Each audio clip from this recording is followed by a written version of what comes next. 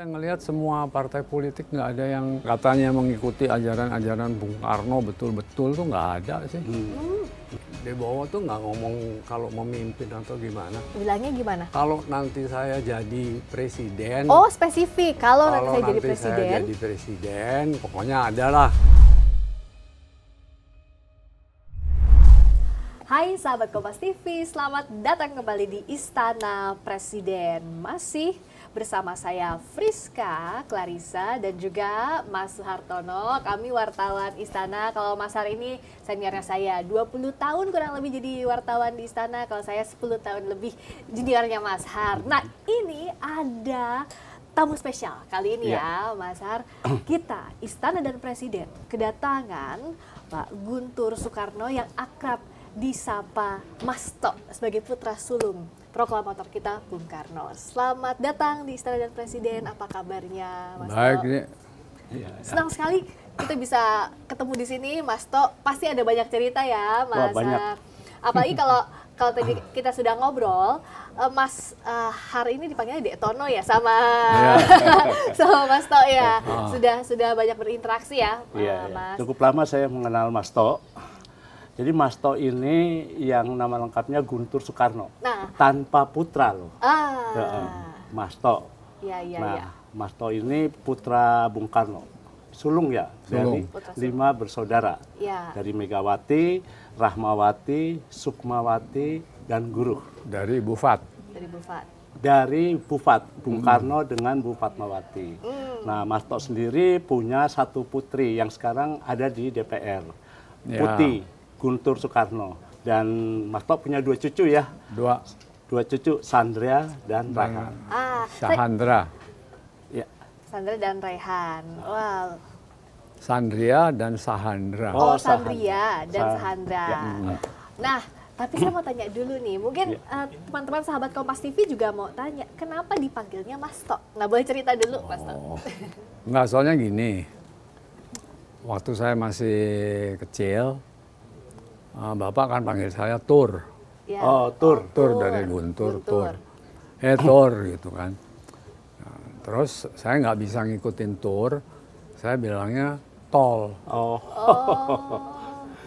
Tol. Nah, Bapak dengar kok kalau dipanggil Tur, aku namanya Tol. Gitu.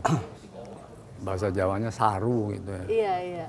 Apa sih Saru bahasa Indonesia, saya nggak tahu gitu. Bias gitu ya, kayak bias. Ya pokoknya orang bisa berpikir tol itu apalah gitu. Iya, macam-macam. Udah, terus oleh karena itu Bapak bilang, udah kamu saya namain aja Tok aja lah. Iya.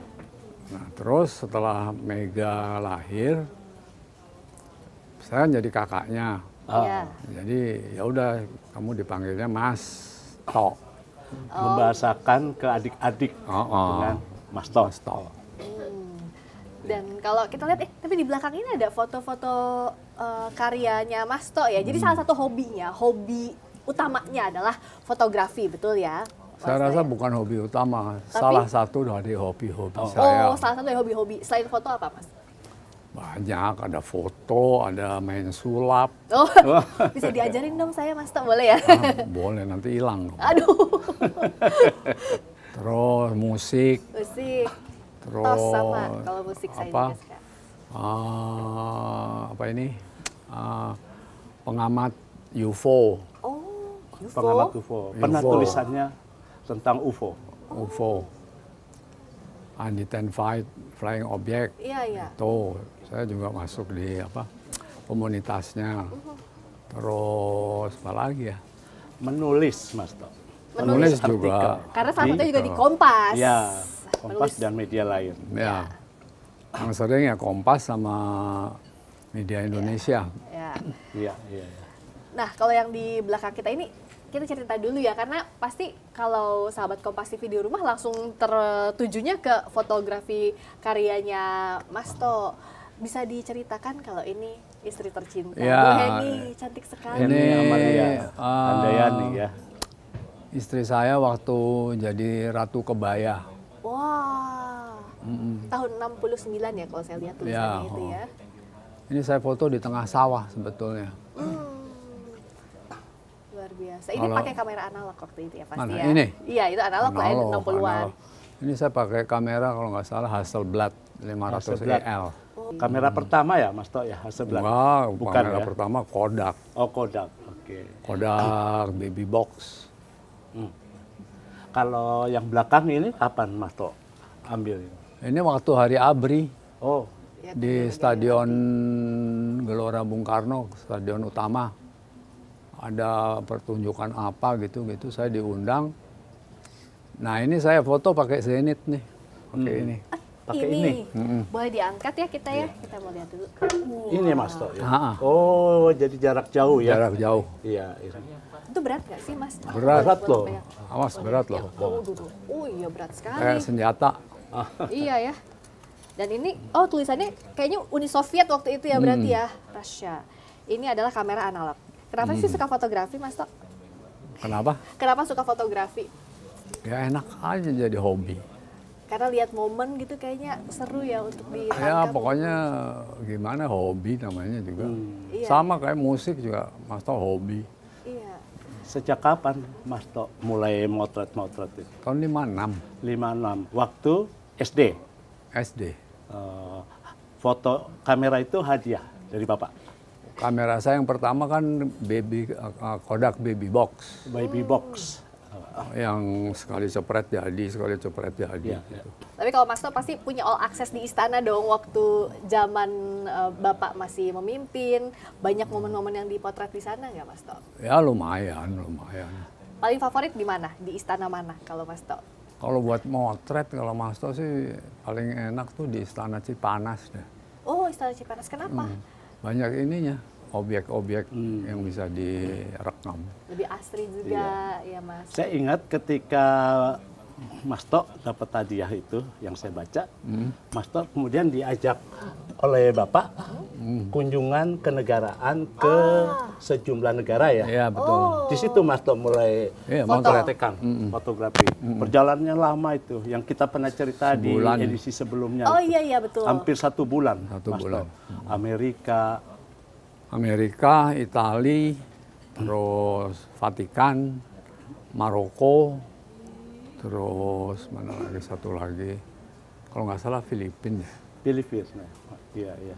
Saya ingat karena Mas Tok cerita hampir 1 bulan perjalanan Bung Karno, lalu DPR meminta penjelasan. Ya. Pak Ruslan Abdul Ghani menjelaskan ke DPR tentang perjalanan itu. Ada bukunya Mas Tok, Iya. buku perjalanan itu. Jadi memang ada buktinya apa yang dilakukan Bung Karno dan juga rombongan waktu itu. Dijelaskan. Pak Ruslan waktu itu Menteri Luar Negeri. Betul. Nah, saya tuh pengen tahu, pasti juga kawan-kawan sahabat Kompas TV kan ini lintas generasi ya, ya Mas Tok. Ada yang masih muda banget Gen Z, kayak saya nggak ada yang saya nggak Gen Z banget. Nah, kawan-kawan muda tuh pengen tahu sebenarnya kehidupan di istana tuh seperti apa sih? Jadi anak RI 1. Nah, jadi putranya RI 1 tuh gimana sih? Kalau saya sih orangnya gimana, biasa aja, nggak ada istimewanya lah. Kenapa bisa nggak ada istimewanya kalau menurut Mas Tok? Apa makannya cuma gitu-gitu. Terus apa?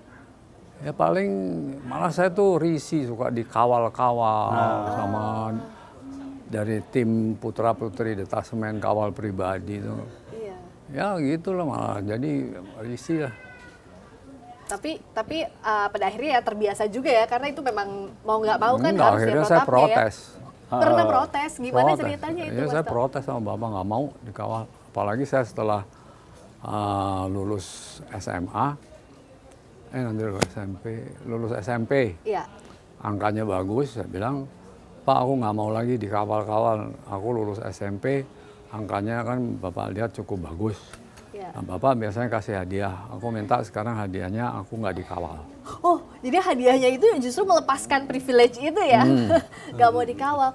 Padahal tuh ya Mas Har dan Mas Tok, kalau zaman sekarang tuh banyak banget yang pengen dikawal pakai nyiung gitu, pakai patwal kemana-mana. Kalau Mas Tok malah risih justru ya. Dulu belum ada ya Mas Tok ya, pakai ngiung-ngiung belum ada ya. Iya, iya. Tetap ada juga tapi, Ada. oh ada. Oh ada. Detasemen kawal pribadi kan punya lengkap tuh itu. Iya. Yang Mas Tok pernah cerita mau ngapelin apa Bu Heni terus pasukan detasemen kawal pribadi ya. Detasemen itu kawal kan terus pribadi. membuntuti Mas Tok. Iya. Mas Tok kalau nggak salah mengakali supaya tidak dikawal ya Mas Tok. Oh Ya, gitu, gimana ngebut. ceritanya? Oh, ngebut pakai mobil Karmaninya. Enggak, saya waktu itu pakai skuter, Oh, Lambretta skuter. bobrok. Ya saya masuk gang gitu aja kan mereka nggak bisa masuk. Baru saya ke rumahnya Henny. Oh, Ternyata perjuangannya untuk mendekati Bu Henny ingin ada privacy juga ya, Iya, dengan menghindari waktu itu. Itu. Berarti nggak semua anak presiden juga pengennya dikawal terus-terusan ya, atau banyak ajudan tuh merasa kayak wah gitu. Ya kayaknya nggak tahu kalau yang sekarang. Kalau saya sih nggak suka digituin. Tapi kalau hubungan dengan adik-adiknya Mas Tok itu selama di istana seperti apa sih kehidupan sehari-harinya gitu Mas Tok? Ya kalau itu sih biasa kayak kakak ke adik aja. Iya. Nggak ada apa istimewanya apa ya biasa-biasa aja gitu. Tapi pasti sering lihat Bapak bekerja misalnya, Bung Karno bekerja, penasaran nggak sih kayak gimana aja tugasnya kepala Justru saya negara kalau gitu? ngelihat bapak kerja terus saya males kalau mesti jadi presiden. Justru nggak mau jadi presiden, anak Mau. presiden. Kenapa Mas Tok? Habis satu hari tidur cuma 3 jam. Malam-malam lagi enak tidur, ajudan datang, "Oh, Pak ada berita begini, bagaimana apanya, polisinya harus gimana?" Ah, males. memang bisa Mas Tok Apa? langsung masuk ke kamar Bung Karno, katanya ada beberapa menteri yang bisa masuk ke kamar Bung Karno langsung lapor ya Mas Tok. Iya. Kayak Pak Ruslan, tuh, terus yang deket lagi tuh Pak Franseda. Pak Franseda tuh yang kalau nggak salah meminta Bung Karno kasih nama Kompas apa. Oh betul. Iya. Yang minta Bung Karno kasih nama koran baru lah. Bapak terus kasih nama Kompas, Pak Franseda. Terus siapa lagi ya? Ada 2-3 menteri lah. Dapat akses untuk menemui Bung Karno ya. Makanya Mas Tok bilang Presiden Soekarno hanya bisa tidur 3 jam ya. Ya rata-rata sehari 3 jam lah. Saya ingat foto ini Bung Karno makin sepuh ya Mas Tok ya. Ini Mas Tok Enggak, ini udah sakit ginjal. udah sakit ginjal. Ini diambil waktu Bung Karno dengan Bung Hatta masih jadi satu atau udah terpisah? Udah Bung Hatta waktu itu udah nggak wakil presiden. Bukan wakil presiden. Udah antara lain ngeritik Bung Karno lah di bukunya apa Demokrasi Kita. Iya. Oh, Tapi relasi keduanya Kekeluargaan tetap personal sangat akrab ya Mas Tok Akrab. ya. Masih mau difoto berdua ya. ya Mas Tok ya. Ini kalau nggak salah waktu akad nikahnya Rahma deh. Oh. Pak Hatta datang, Bung Karno juga datang, dapat izin, udah saya potret, cepret. nah Mas Tok kan tidak hanya Bapak, tidak hanya Bung Karno yang jadi presiden, tapi adiknya Mas Tok juga Bu Megawati jadi presiden kelima. Nah itu gimana Mas Tok? Apakah juga memberikan misalnya sumbang saran kalau ke Bu Mega pada saat menjabat atau seperti apa relasinya sama Mas Oh Tok? iya, terutama kalau dia minta gimana Mas kalau soal gini-gini, ya saya kasih tahu aja gimana. Iya. Terus Mas kalau iya. Iya. kalau ada masalah yang kira-kira krusial itu juga Iya. saya omongin, hati-hati Dis, sekarang nih situasinya gini.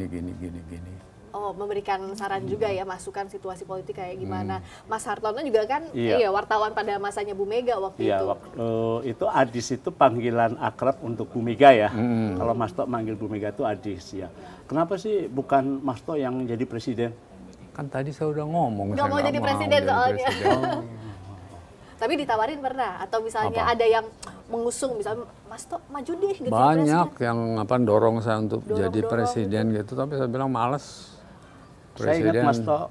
Dan Bapak juga tahu watak saya tuh nggak mungkin ya jadi presiden. Apa yang berbeda wataknya kalau misalnya dibandingkan ini Mas Tok? Saya dengan nggak bisa Bu Mega? serius kan cuek aja kan saya. Iya. Jadi udahlah, Tok ngomong jangan jadi presiden lah. Emang nggak mau Pak, Bapak tidur cuma 3 jam, ngapain? Padahal banyak kan cita-cita jadi presiden sampai sekarang. Iya. Justru Mas Tok nggak mau nih. Nggak mau. Tapi bicara soal anak presiden ya, kalau anak presiden itu ada privilege nggak sih Mas Tok? Karena nih yang jadi perbincangan di anak-anak muda sekarang itu kalau ada di circle kekuasaan atau di lingkaran kekuasaan itu pasti identik dengan privilege. Ada kelebihan yang orang biasa itu nggak punya. Nah kalau Mas Tok merasanya apa sih privilege-nya jadi putra presiden waktu itu? Selain Walpri ya, selain pengawal pribadi tadi. Ya paling nggak ada sih, semuanya sama bapak dibikin sama rata aja. Saya main sama anak-anak pelayan, anak-anak tukang kebun, terus anak supir. Ya apa, mainnya waktu itu ya itu. Ada petak umpet, petak kaleng, terus ada naik pohon, manjat pohon. Waktu SMP udah mulai bikin band. Main musik juga bareng-bareng sama kawan-kawan. Sama teman-teman di sekolah. Di SMA lebih-lebih lagi, udah segala macam deh. Ke parpol tuh nggak pernah tertarik memang ya? Apa? Ke parpol gitu, partai politik, ke kegiatan politik? Ya soalnya saya ngelihat semua partai politik nggak ada yang katanya mengikuti ajaran-ajaran Bung Karno betul-betul tuh nggak ada sih. Sedangkan saya kan dari dulu boleh katakan ya saya ingin jadi murid politik dari Bapak. Ya. Jadi saya pelajari betul apa ajaran-ajarannya Bapak dan bukan hanya dipelajari tapi dipraktekkan gitu loh. Terutama di basis-basis massa ya. Jadi meskipun tidak menjadi presiden, ajaran Bung Karno tetap dipegang ya, Mas Oh, Tok, saya ya? pegang. Dan sekarang muncul dalam tulisan-tulisan Mas Tok itu ya. Ya, sebagian Penerapannya itu. penerapannya. Saya juga pernah ingat loh, Mas Tok kalau nggak salah dalam satu pertemuan dengan tokoh-tokoh di Bandung, kan Mas Tok yang sempat mau ditawarkan menjadi presiden waktu itu. Ya, tapi Mas Tok nggak mau. Nggak mau. Justru menunjuk adiknya. Menunjuk Bu Mega Begitu waktu ya, itu ya. Mas Tok? Ya, karena saya lihat Mega lebih apa ya, orangnya lebih bisa ini deh kalau jadi pejabat. Kalau saya tuh udah nggak mau aja jadi pejabat. Kalau kata anak-anak sekarang tuh nggak ada passionnya ya untuk jadi presiden tuh nggak deh kayaknya gitu. Iya, iya. Tapi saya ingat waktu Mbak Priska kan nanya soal privilege presiden Iya. ya. Mas Tok masuk ke ITB itu karena anak presiden atau bukan? Bukan karena lulus testing. Lulus testing di ITB. Tesnya barengan sama yang lain, nggak ada Iya dong, khusus gitu. barang-barang yang lain. Iya. Saya ikut testing, udah ikut testing, tapi saya sebenarnya nggak mau masuk ke ITB. Saya tuh maunya masuk di Akademi Angkatan Laut. Oh, Oh, AAL justru pengennya AAL. gitu. kenapa nggak jadi?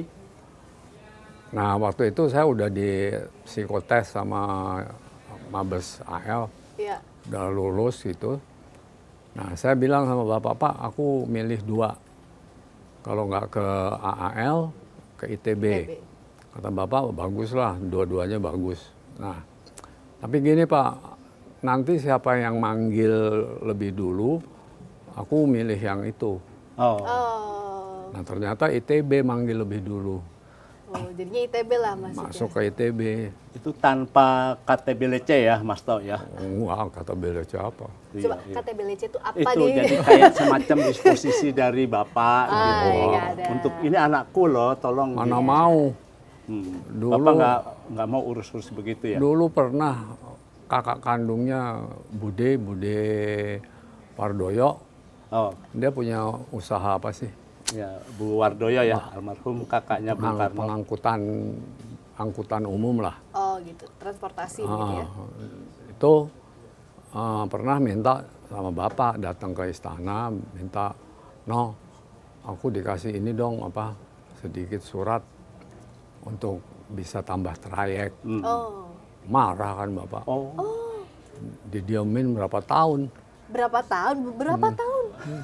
Saking nggak maunya kasih privilege tanda kutip tadi itu ya, padahal membantu hal yang sebenarnya nggak besar juga begitu ya Dia kalau nggak mau. nggak mau. ya, ya, ya. Tapi kenapa sih sebenarnya masih jadi pertanyaan juga, Mas To tidak mau memanfaatkan kondisi sebagai anaknya presiden, bukan apa-apa, karena kan tidak semua orang ada di kondisi itu. Dan secara akses yang tadi saya sempat singgung sedikit, itu kan all akses ya. Anak presiden nggak mungkin semuanya nggak kasih akses begitu. Nah kenapa sih kalau Mas To tidak mau memanfaatkan itu? Ya, manfaatkannya gimana saya nggak ngerti. Nggak punya kesempatan lah Mas To. Ini mumpung bapakku presiden, aku harus begini gitu. Nggak pernah ada berpikir ke sana Mas To. Nggak pernah tuh. Nggak ya? Saya misalnya nonton film, ya beli karcis. Mau naik kereta api ya beli karcis, ngantre. Kalau kebetulan ada yang ngawal gitu, biasanya pengawalnya yang ini Mas udah deh nanti saya yang ngurusin gitu. Paling itu. Iya. Nah, privilege yang pernah dan tidak pernah dirasakan oleh Mas To itu terasa ketika Mas To setelah peristiwa G30 SPKI ya, Mas To mahasiswa ITB harus dikeluarkan ya Mas To ya. Bisa diceritakan? Dilarang mengikuti kuliah selanjutnya, tepatnya. Itu kan udah semester akhir tuh, tahun 67. Saya kan di jurusan teknik mesin. Ya tiba-tiba aja ada surat dari rektorat. Saya baca, Saudara Guntur Soekarno dilarang mengikuti kuliah selanjutnya karena situasi dan kondisi tidak memungkinkan. Itu dampak politik. Iya, karena saya waktu itu kan aktif di politik dan ngelawan Orde Baru. Saya kan aktivis di GMNI, Pemuda Marhainis, terus ya itu. Iya. Termasuk waktu itu Mas To sempat pernah berurusan dengan Kopkamtib ya, dituduh memasang spanduk di bukan jalan. Kopkamtib, CPM Guntur. CPM Guntur, gimana tuh Mas To ceritanya? Iya, jadi ada orang itu ditangkap sama CPM Guntur karena dia ketahuan nyoret-nyoret di tembok. Ya bilang Soeharto beginilah begini. Nah waktu diinterogasi ditanya kenapa kamu begitu, saya disuruh sama Pak Guntur gitu. Ya saya dipanggil. Wajib lapor waktu itu Mas To? Enggak, disuruh dipanggil mau dikonfrontasi, diperiksa, interogasi. Sempat diperiksa? Tempat seharian. Jadi ya dinamika sebagai anak presiden juga ada. Ya ini kan bergantung dengan situasi. Itu Bapak udah nggak presiden waktu itu. Karena sudah tidak lagi presiden pada saat itu ya. Jadi dinamika politik itu juga pasti akan sedikit banyak berpengaruh. Berubah gitu. ya. Dengan perubahan dinamika politik. Nah bicara soal tadi anak presiden dari masa ke masa. Sebenarnya tuh masih suka silaturahmi atau ada silaturahmi? Bagaimana komunikasi antara anak presiden dari awal, dari presiden pertama Bung Karno sampai sekarang? Kalau yang saya alami tuh, saya hubungannya sama Dik Tutut masih baik. Mbak Tutut ya? Tutut. Putri sulungnya Pak Harto. Setelah itu siapa lagi ya? Mbak Titi. Mbak Titi? Mbak Titi enggak, dia di bawah saya. Terus presiden siapa ya? Pak Harto. Pak Habibie. Pak Habibie. Pak Habibie enggak. Saya sama Pak Habibie cuma pernah waktu 17-an dipanggil sama Pak Habibie. Mas Guntur.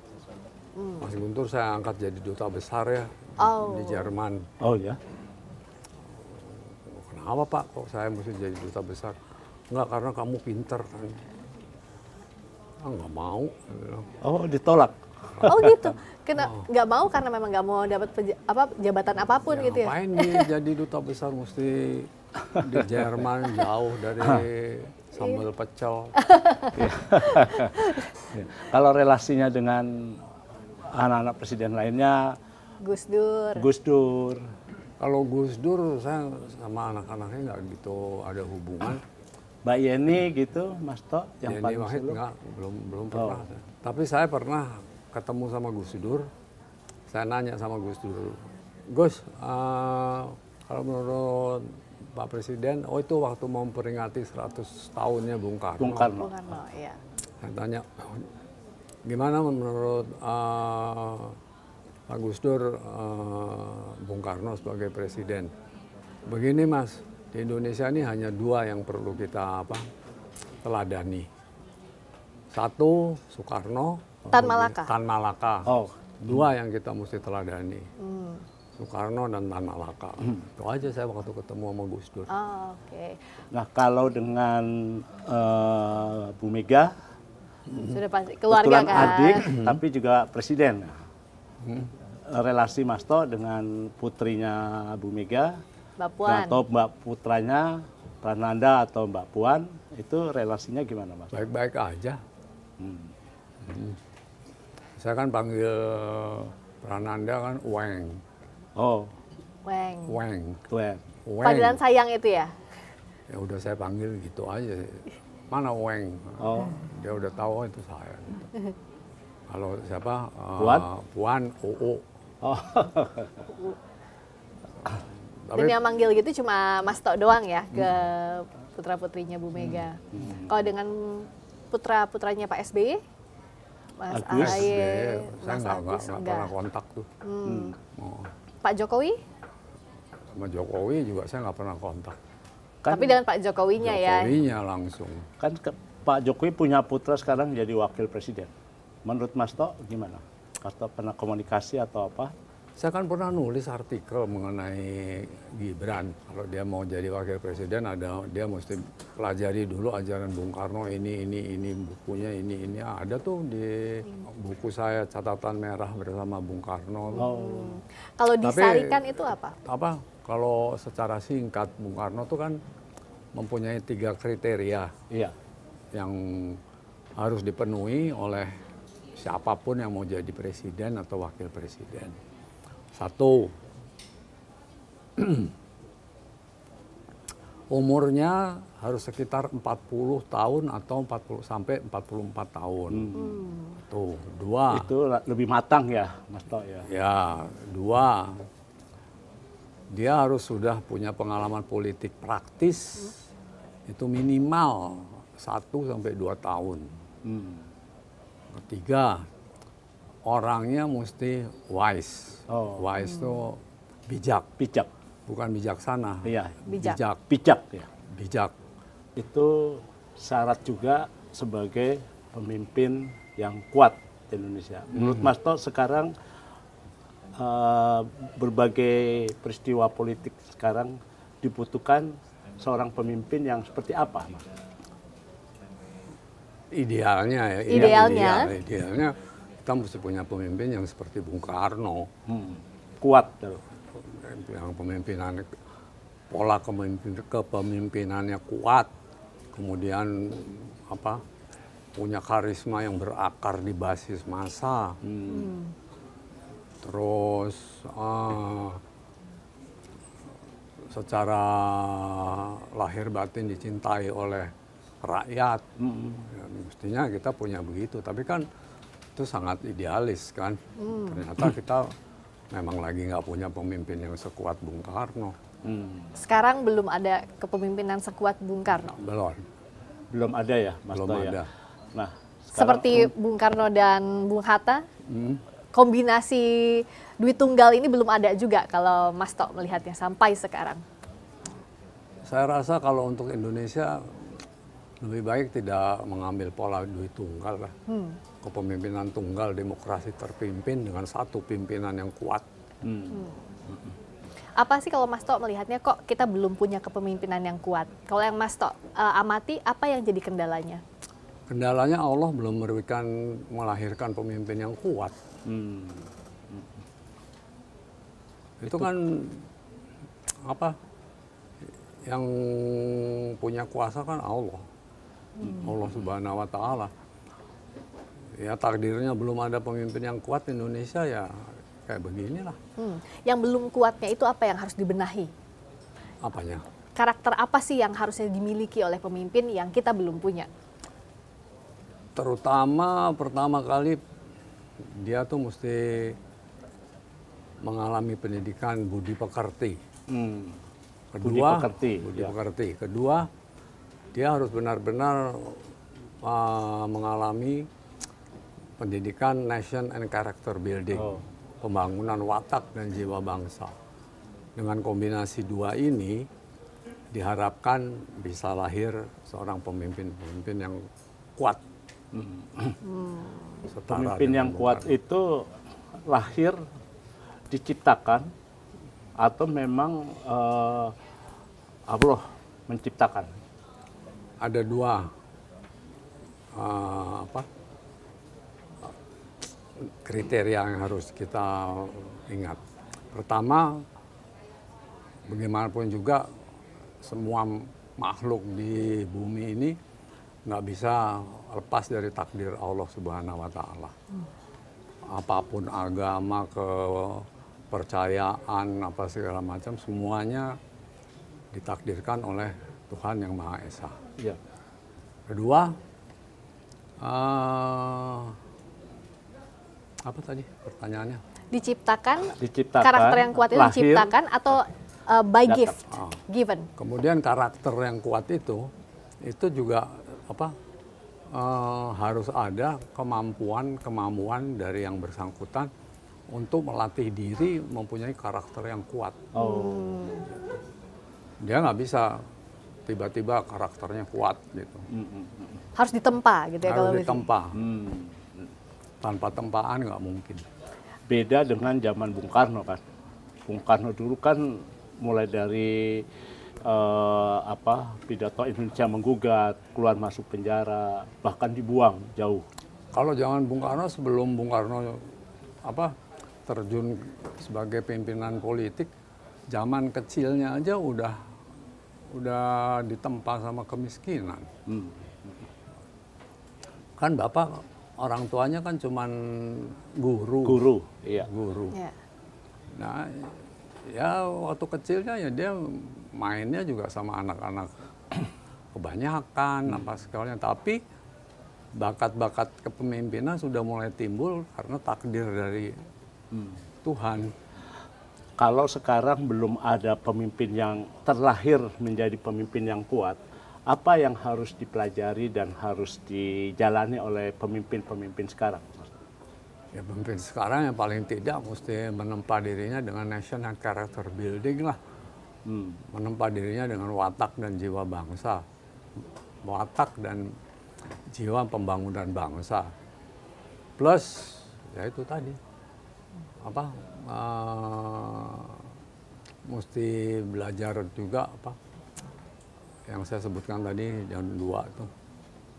Nah, kalau bicara soal pesan ini, soal kepemimpinan, Mas Tok kan berbincang juga dengan presiden-presiden kita. Nah, termasuk dengan Pak Prabowo. Apakah pernah diskusi langsung soal kepemimpinan, soal jalannya pemerintahan kalau dengan Pak Prabowo, Mas Tok?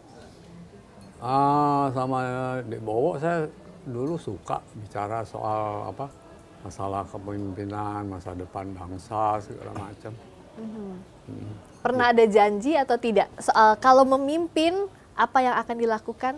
Pernah ada janji atau tidak yang disampaikan atau konsep kepemimpinan yang disampaikan oleh Pak Prabowo? Oh, ini mau nanya yang tadi. Oh iya, ya iya dong, iya, justru Mas. itu ya Mas. Jadi Kamu baru tadi udah lupa. iya, tapi saya ingat Mas Tok, Iya ingat. waktu ulang tahun Mas Tok, kalau nggak salah 2 tahun lalu di Istana Cipanas. Iya, Mas Bowo datang ya, Presiden Prabowo datang loh. iya waktu itu. Belum Sore presiden dari waktu Bandung. itu. Belum presiden waktu itu. ya? Belum presiden. Iya, Menhan. Menhan. Sekarang bagaimana terakhir relasinya Mas Tok dengan Presiden Sama siapa? Prabowo? Pak Prabowo. Terakhir ini saya ketemu sama Bowo itu 17 Agustus 2023. Berarti waktu di istana kan, perayaan Nah, 17 sejak Agustus. itu udah belum pernah ketemu lagi. Tapi ya pernah ada atau tidak kan pasti kan sebagai punya relasi yang baik pasti ada yang pernah disampaikan. Misalnya janji kalau memimpin misalnya atau sebagai pemimpin apa yang ingin dilakukan. Pernah ada atau tidak? Bowo tuh nggak ngomong kalau memimpin atau gimana. Bilangnya gimana? Bilangnya kalau nanti saya jadi presiden. Oh spesifik ya. Kalau nanti saya jadi saya presiden. jadi presiden, kalau saya bisa jadi presiden, pokoknya adalah yang nanti pokoknya ini beginilah gitu. Gitu. Jadi Ini janji beginilah, janji berarti ya. Janji. Jadi janji Pak Prabowo kalau jadi presiden adalah, boleh dibisikin nggak Mas Tok? Nggak boleh rahasia. Oh nggak boleh rahasia. Tapi ada janji yang disampaikan. confidential. Strictly confidential. Strictly confidential. Artinya kita tinggal menunggu Nah. pertemuan Presiden Prabowo dengan Mas Tok. Iya, pertemuan yang juga ditunggu adalah pertemuan Pak Prabowo dengan Bu Mega. Nah ngomong-ngomong, Kan udah itu. nah sudah ketemu. Nah tapi setelah pertemuan itu, Mas Tok, kan Bu Mega juga bilang ada presiden yang mau nyobain lagi nasi gorengnya Bu Mega. Karena di pertemuan terakhir belum sempet tuh Belum sempet, nyobain nasi goreng Bu Mega. Mas Tok lihatnya gimana, pernah nyobain nasi gorengnya Bu Mega? Belum. Belum, seriusan belum pernah? Serius. Serius, walaupun Saya sebagai baru adik. tahu Bu Mega suka bikin nasi goreng. Sering banget waktu sama Gus Dur, Pak Prabowo berapa kali waktu itu mencalonkan jadi calon presiden dan calon wakil presiden 2009, juga. Iya. Jadi Bu Jamuan Mega khasnya. membawa Prabowo sebagai calon wakil presiden ke rumah Batu Tulis di Bogor. Oh, Bogor. Terus sambil nunggu waktu hari tenang, mereka masak. Dan Bu Mega memasakkan nasi goreng. Nah, kalau begitu Mas Tok, kira-kira apa sih sebetulnya yang harus menjadi pengikat? Kan katanya Bu Mega dengan Prabowo itu bersahabat ya. Dikirain Tok. Mas Har mau nanya soal resep nasi goreng, bukan ya? Kenapa? Soal pengikat tadi. Yang menjadi pengikat relasi antara Bu Mega dengan Pak Prabowo itu apa sih sebenarnya? Wah, itu susah jawabannya. Ditono tanya aja sama Adis. Jadi tidak semata-mata nasi goreng kah Iya. begitu ya? Tapi setidaknya kalau nasi goreng bisa dibaca simbol lah ya.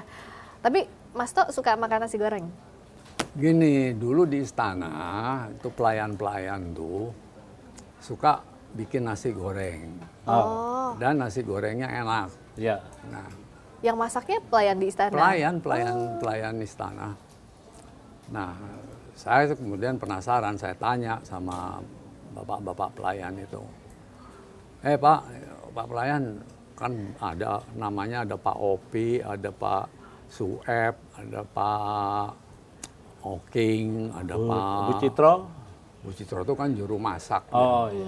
Sama pengasuhnya Mega tuh Citro tuh. Nah, saya tanya, ini nasi goreng ini kamu bikin gimana sih caranya? Mudah Mas, itu sih. Pokoknya begini, kalau ada sisa-sisa makanan yang tidak kemakan waktu Bapak sama Mas Tok makan, sama keluarga makan, itu kita kumpulin, terus kita cacah-cacah, kita dirajang kumpulin. ya. Dirajang, terus kita jadiin bumbu, terus ditambah lagi ada garam, ada gula, terus dikasih bumbukan kacang apa gimana, terus dicampur sama nasi, dikasih telur dadar apa gimana, kita campur-campur, udah jadi dan nasi gorengnya. Kok enak begini? Iya, kita kasih nama nih nasi goreng, namanya nasi goreng kamleng. Oh, kamleng. Kamleng. Artinya apa itu? Nggak ada. Pokoknya nasi goreng pelayan istana tuh namanya nasi goreng kamleng.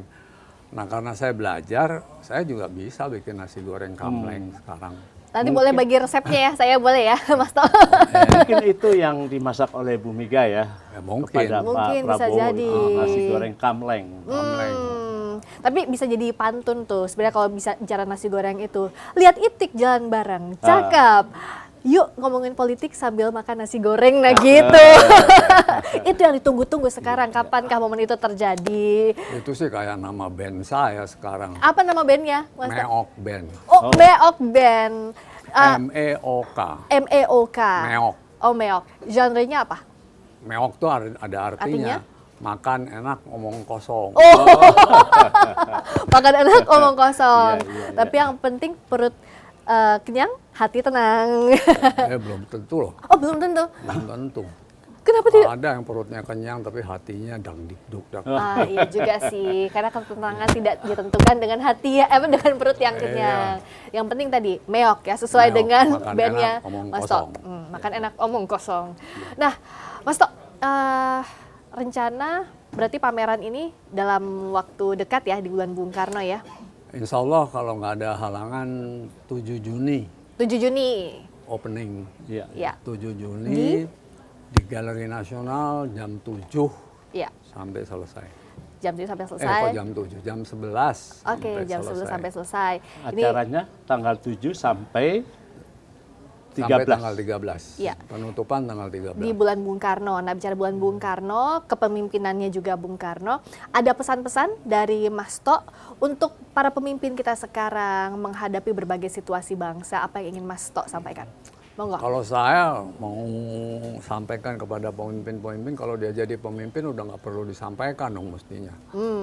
Tapi kalau ngaku pemimpin tapi masih perlu ada penyampaian-penyampaian, itu namanya pemimpin gadungan. Kalau saya mau pesankan, kalau memang Anda pemimpin, pegang teguh ajarannya Bung Karno, terutama Pancasila 1 Juni 45, kemudian Undang-Undang Dasar 45 yang belum diamandemen, yang tidak diamandemen, itu harus dipegang.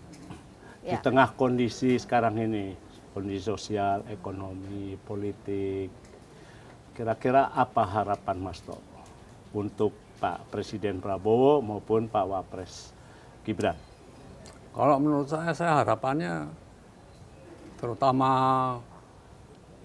kepada basis massa justru saya itu. Pokoknya mereka jangan sampai terumbang-ambing oleh apapun yang di